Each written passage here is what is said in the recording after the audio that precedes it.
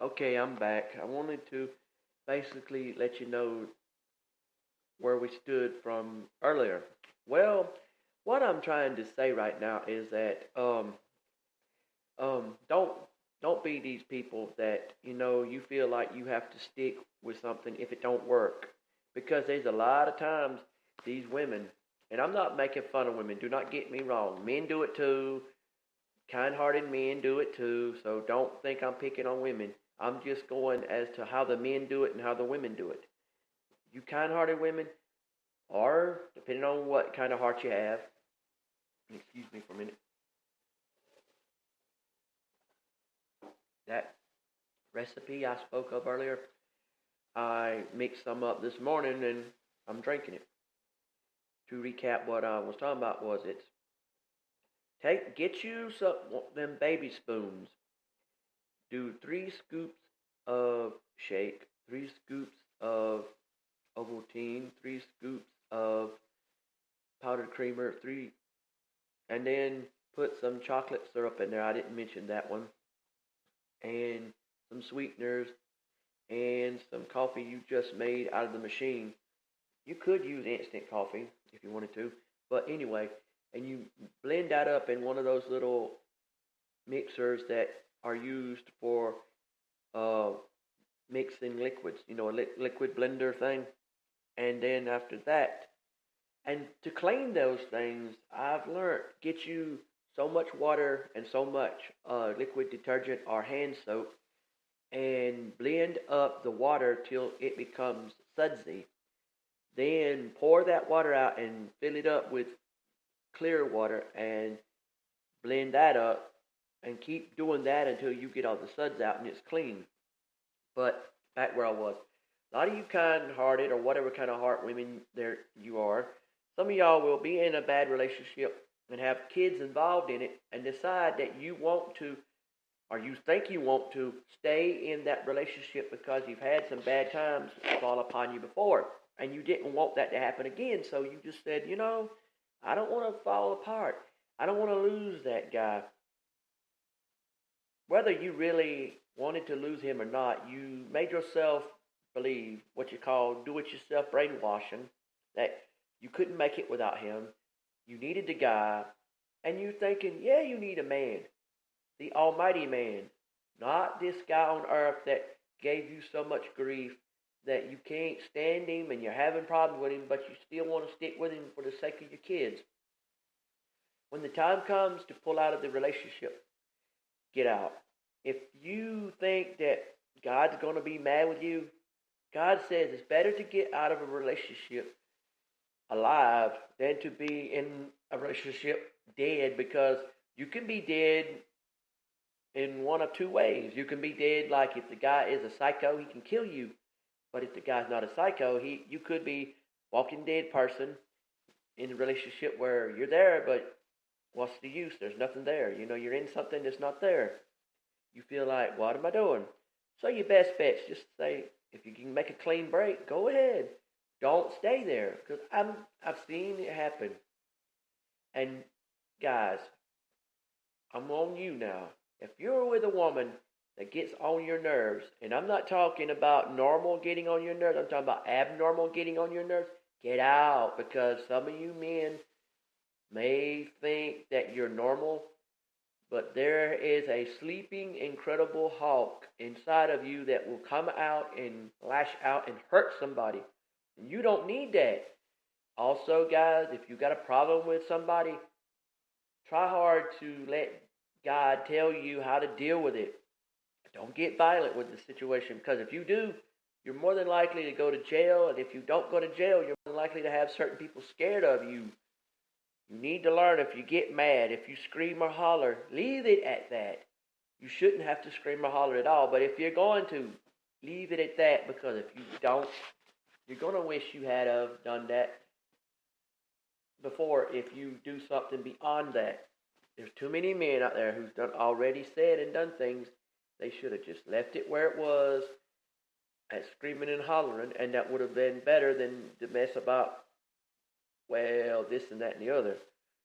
And in other words, if you are hollering at somebody and you're screaming at them, If you can leave it at that, that's okay. I'm not saying do that. I'm not saying do that. But if you're going to have problems with people, then your best bet say, okay, I'm a guy. I have problems with somebody. So if I have to confront that person, then if I confront them in an angry way, you have to be like, think about it. Are they going to be one person to let you holler and scream at them and then say, okay, are you through, and let it go? Or are they one to show you, hey, you holler at me, I'll show you something, punch you in the face? You don't know. And guys, some of you will have your moments where you get so mad or nervous or scared, you black out. Where you're there, but you're not there. And when you come to, you've been beat up, or you've been hurt, or somebody else has been hurt, and you don't know how it happened because you weren't there. It's like you was in a world of darkness, and then when you came back to the world of light, it's like things happened that you didn't know happened. So guys, learn from this stuff. Don't do these stupid things. Women, look, if there's a man out there who says he cares about you, find out first. Did he really mean that he wanted to talk to you that way, or did he mean he wanted to pretend he did so he could get in your pants? Guys that want to get in women's pants, hey guys, you know what? Before you ever want to say anything to a woman, you better find out if what you're about to spit out to her is for real. Do you really care about the woman like that? Do you really want her like that? If you don't want her, don't go there. Don't. And when I say want her, you better want her the way God said to want her.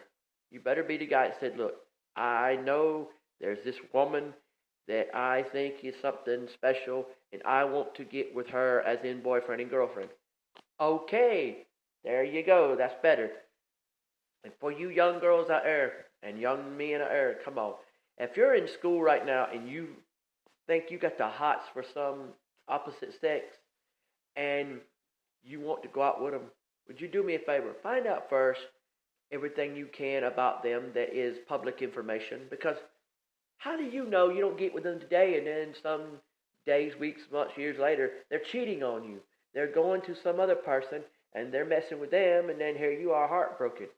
How do you know you don't get with the guy, girls, and you think he's the one for you? He's that high school guy that's going to last until you're elderly people. You think you got your high school sweetheart. You got your middle school sweetheart going on there. And you turn around, and as sure as you get with the guy, then you find out sometime later he cheated on you with someone else. Come on. Did you really know what you got into? No, you didn't. So you thought you had it figured out. Well, this guy is this way and that way. No, he wasn't what you thought he was. But see, you didn't know, so you just assumed that this guy's going to be the kind of guy that's going to be the one you need to talk to, you need to deal with. But he wasn't. He wasn't that guy. So you found out that later. And guys, if the girl looks good, there are two kinds of good-looking girls. They're the kind that are really just happen to be good females that happen to look good. And then, hey guys, why are y'all? This aggravates me. Why do you young guys think you see this cheerleader or this girl you call a hot chick, and you want her so bad, and you got this other girl talking to you who you're talking to her like, that's my friend, that's my buddy, and the whole time that girl, she's wanting to go out with you, but she don't have the guts to tell you because you're too busy trying to go after that cheerleader or that popular girl that looked good. You know what? How about that there girl that looks like she could have been Velma from Scooby-Doo? How about her? She's trying hard to get your attention, but you won't listen. You call her the nerdy girl. You call her the best one of your friends, or you don't even look her direction. What's up with that? Maybe that's the one that's probably the Christian girl. She's probably got book smarts. Well, if she does, that don't matter. What matters is, where's her heart? Her heart is trying to get with you, but you won't accept it because you're too busy running after this other girl. Come on, guys. Give them a chance. And don't let religion be an issue. If the religion means all people must die, then I don't think you need to go with a girl like that. But if the religion is holiness, or if it is Methodist, Baptist, Catholic, stuff like that, or Mormon, then look her way. Don't worry about that religion. That's another thing. Let you guys either let the book smarts or the religious stuff get to you.